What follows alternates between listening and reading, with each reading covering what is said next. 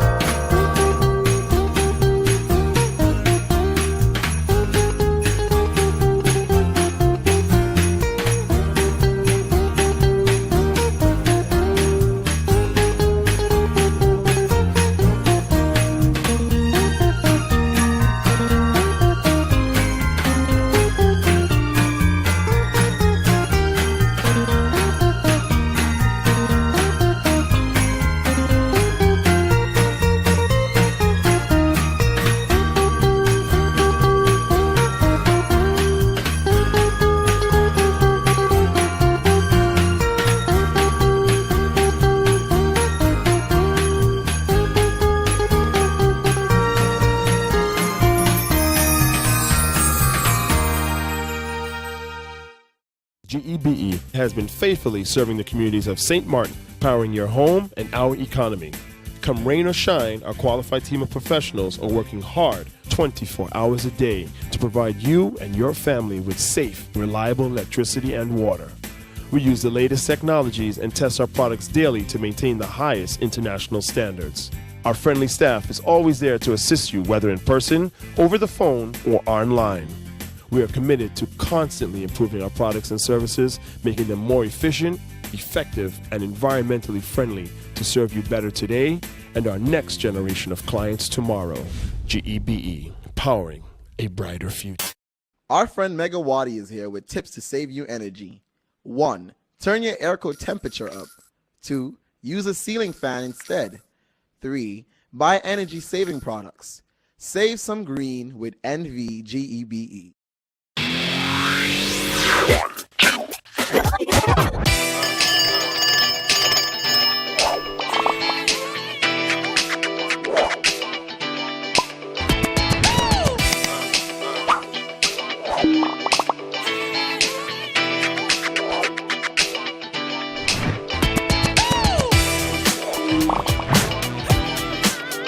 Tell them, connecting you.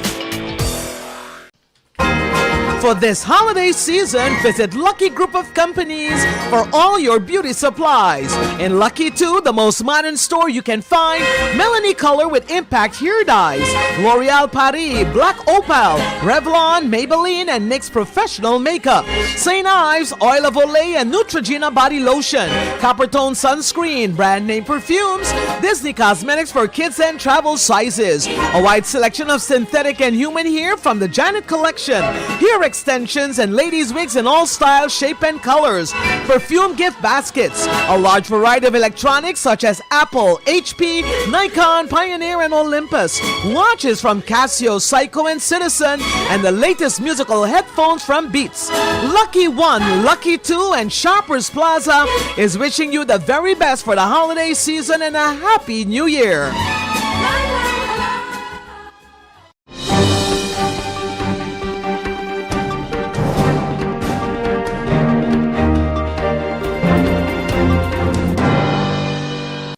Well, for the last couple of years, I'm a graduate of the University of the Netherlands until back in the old days when they were still in the Netherlands until I studied law at the UNA.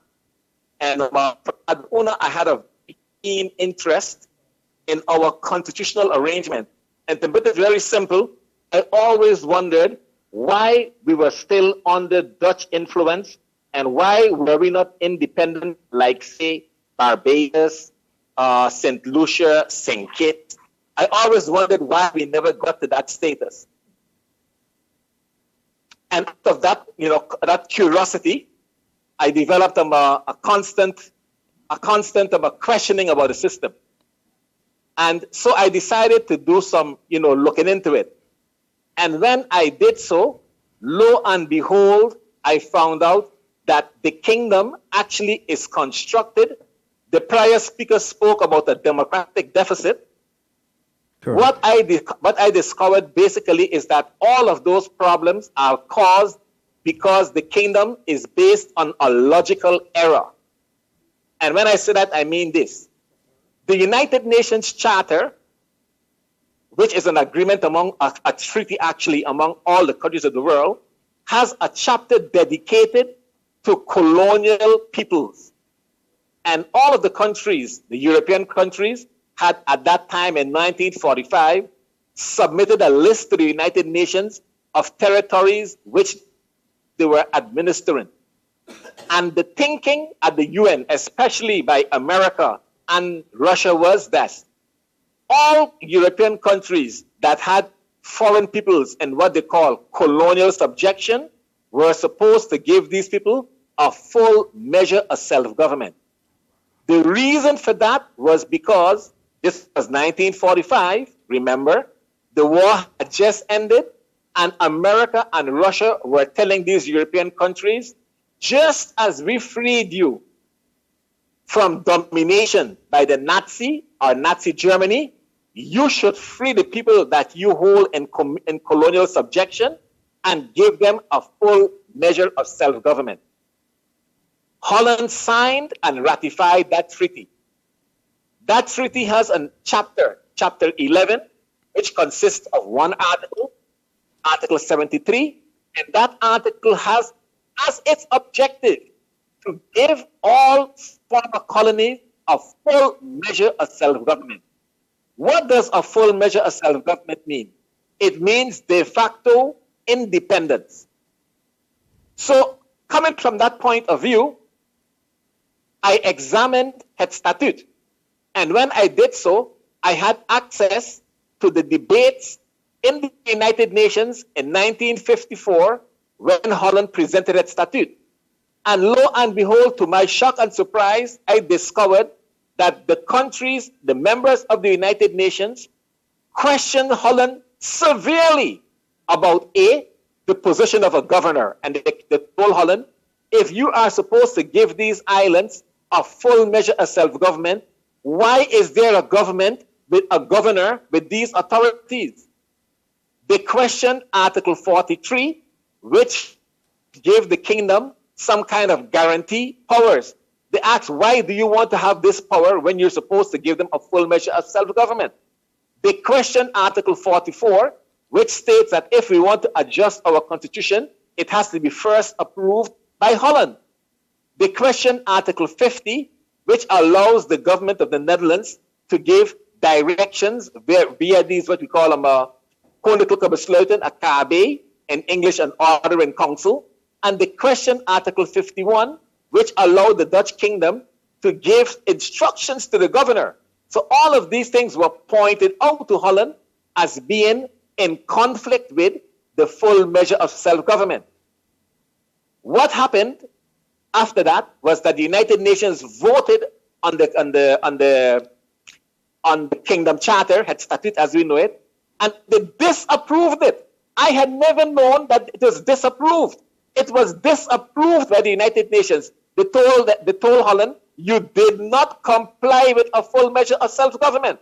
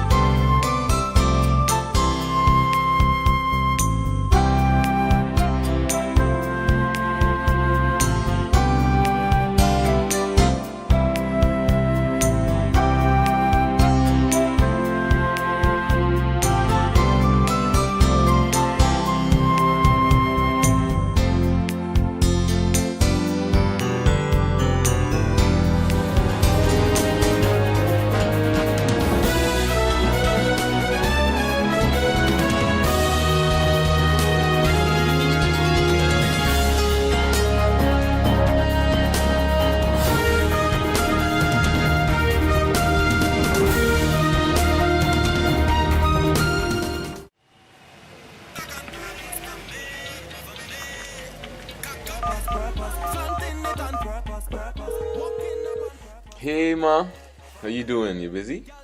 I hear, just paying some bills, taking care of business, you know what it is? I know, you're doing your online banking. I don't have to stand in those long lines to pay bills. I can transfer when I want. I can check my account wherever. It's like the bank open 24/7. I even here checking the statement right now as we're talking. How's Miami? Well, that's why I'm calling. I'm finishing up a few songs now, but I'm afraid that studio time might be more than I thought.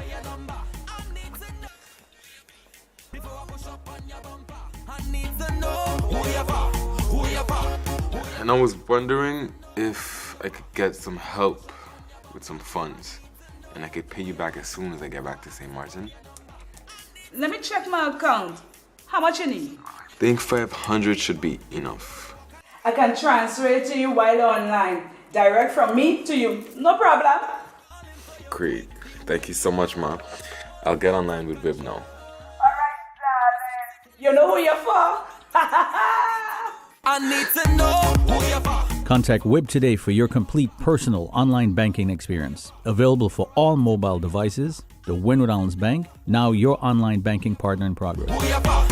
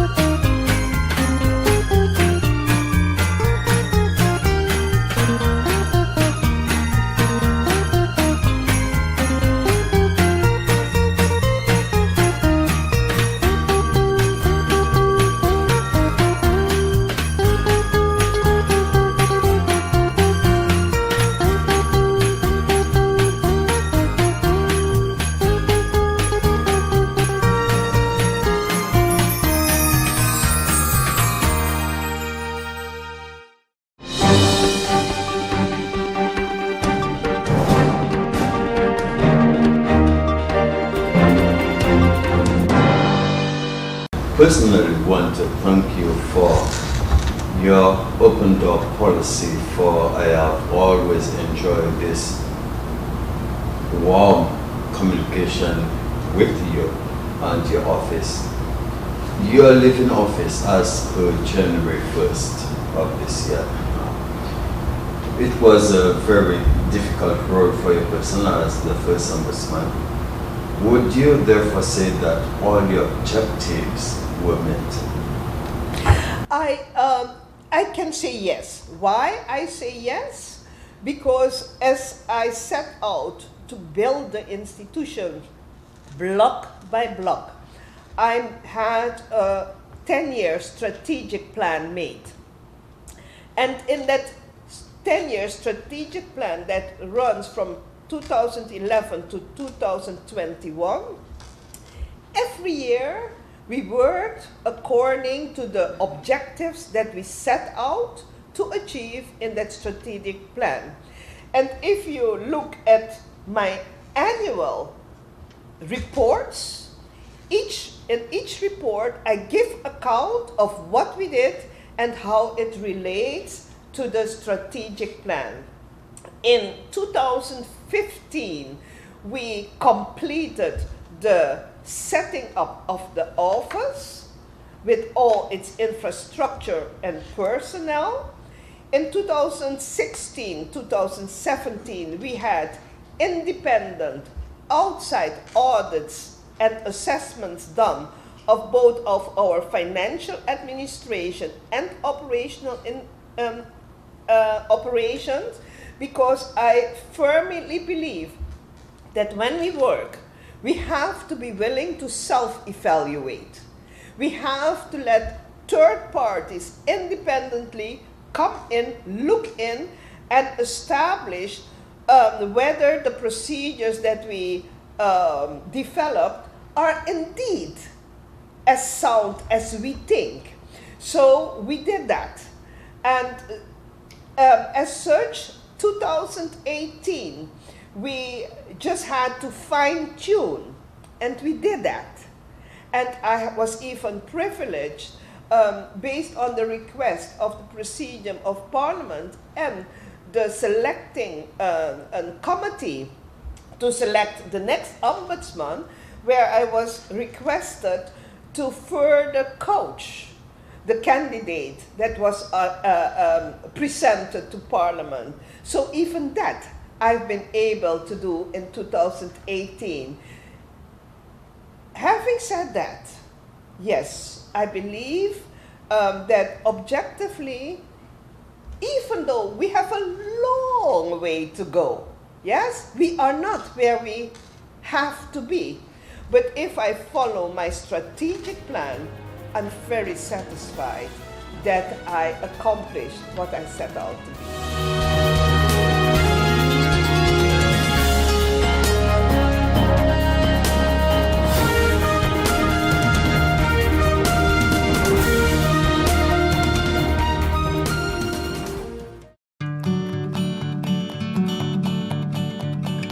It's been said that behind every door, possibility awaits.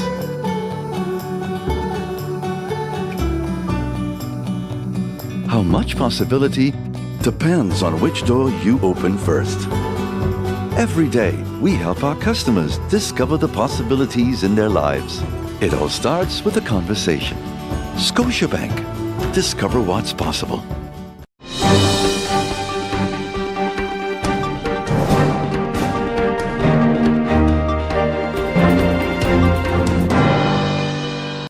Today marks 468 days and a couple hours since we woke up on September the 6th to the devastation caused by Hurricane Irma.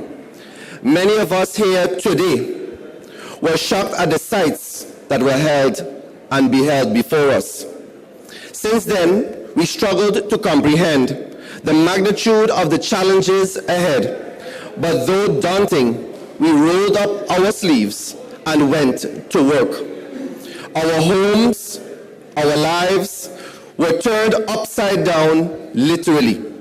And the institutions that our economy and way of life depend on as a tourist destination were crippled by that monster hurricane. Despite these challenges, today we are here to celebrate two significant milestones for our airport, which I believe are true testimonies to the resilience of St. Martin's community and our people. In 1943, when the airport was established on St. Martin, it opened its doors to a new era that saw a complete change in the way of life and the community in which we did business. As a destination heavily dependent on trade and import, the leaders before us gave us a start, and throughout the years, St. Martin has ensured that we did not just have an airport that serviced our needs, but that we built a magnificent facility that now has a critical function as a hub and a responsibility to many Caribbean islands. As time passed, our younger generation, including the Honorable Governor of St. Martin, Mr. Eugene Holliday, and Ms. Regina Labega, took bold steps to have solidified our airport as a top performer worldwide. Despite our present challenges and perhaps attempts by others to share in our success, let us make use of the opportunity to build another 75 years of excellence for our country. Although it may be difficult, thanks to the many awards our airport has won, we know that it is not impossible. After all, it is this same airport that won the International Transport Award in 2013 and 2016, the European Award for Best Practices in 2014, the International Award for Business Excellence in 2014, and the Award of Excellence for Outstanding Managerial Leadership, Strategy Development, Customer Orientation, and Strategy Implementation in 2014. The International Award for Leadership in Image and Quality in 2013. This is also the same airport that has been awarded the most stunning landing in 2013 and the Roots Americas Airport Award in 2011.